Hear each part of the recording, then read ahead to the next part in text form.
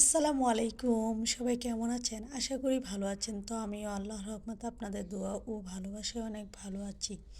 তো শ্বশুর যাবে উমরাতে আল্লাহর রহমতে। তো হাজবেন্ডকে কিছু রান্না করে দেওয়ার সুযোগ পেয়েছি। তো সেই সুযোগকে আর হাতছাড়া করা যায়? তার জন্য তো টুকিটাকি কিছু রান্না করতে চলে আসলাম রান্নাঘরে।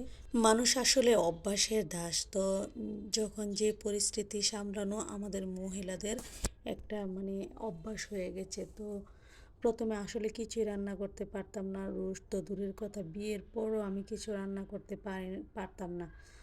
তো আমার মার কাছ থেকে কিছু কিছু শিখেছি। তারপর চট্টগ্রাম ছিলাম, চট্টগ্রামে থেকে আস্তে আস্তে রান্না করতে করতে মোটামুটি রান্নার একটা আইডিয়া হয়ে গেছে। তো ঢাকা আসার পর থেকে আল্লাহর রহমতে রোস্ট পোলাও এগুলো তো রান্না করতে পারতামই না।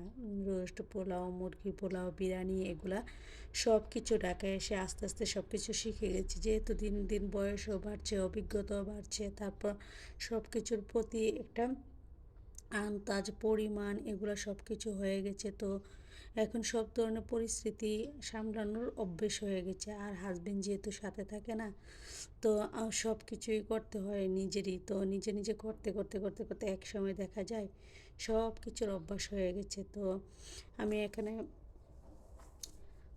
5টা মুরগি নিয়ে আসছি। 5টা মুরগি এনে বাসায় এনে, তো বাসায় এনে আমি কেটে কুটে ধুয়ে একটা মুরগিকে 4 পিস করে কেটে কেটে আমি 5টা মুরগিকে মোট 20 পিস করেছি। করে মুরগিগুলাকে আমি ডুবো তেলে ফ্রাই করেছি। তারপর পেঁয়াজ বেরেস্তা করে নিয়েছি আগে থেকেই। এগুলো করে এখন আমি বাকি উপকরণগুলো সব কিছু গুছিয়ে গাছিয়ে রান্না করতে চলে আসলাম। প্রথমে আমি প্যানে পরিমাণ মতো একটা পাতিলে তেল দিয়ে দিলাম, দিয়ে আস্ত মশলা দিয়ে তারপরকে বেশ অনেকটা পেঁয়াজ দিয়ে দিলাম। পেঁয়াজটা একদম ব্রাউন কালার হয়ে আসলে তারপর আমি আদা রসুন বাটা, পেঁয়াজ বাটা, যেহেতু 20 পিস রোস্ট করব মোটামুটি অনেকটা মশলাই দিতে হয়। তো দিয়ে দিলাম রোস্টের মশলা, 2টা রোস্টের মশলা দিয়ে দিলাম রাঁধুনি। এই রাঁধুনি মশলাটা দিয়ে রোস্ট রান্না করলে আসলেই খেতে খুব মজা লাগে। দিয়ে দিলাম টক দই, বাদাম বাটা, টমেটো সস, লবণ, জিরা গুঁড়া, গরম মশলা গুঁড়া, তারপর সব কিছু দিয়ে টক দই এগুলা দিয়ে তারপর মশলাটা কষিয়ে রোস্টগুলো দিয়ে দিলাম। দিয়ে রোস্টটাকেও ভালোভাবে কষিয়ে দুধ দিয়ে জাল করে নিলাম। নিয়ে এখন আমি উপরে রোস্টটা যখন হয়ে আসবে গুঁড়ো দুধ, পেঁয়াজ বেরেস্তা, কাঁচামরিচ, ঘি দিয়ে আমি উঠিয়ে নেব রোস্টটাকে।